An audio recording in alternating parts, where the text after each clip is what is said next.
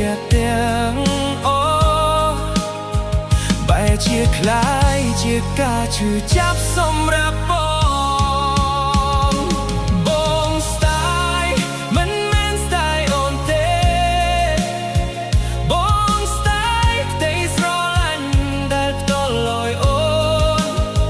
ស្ទាយភាពស្មោះត្រង់ដែលបងរក្សាជានិច្ច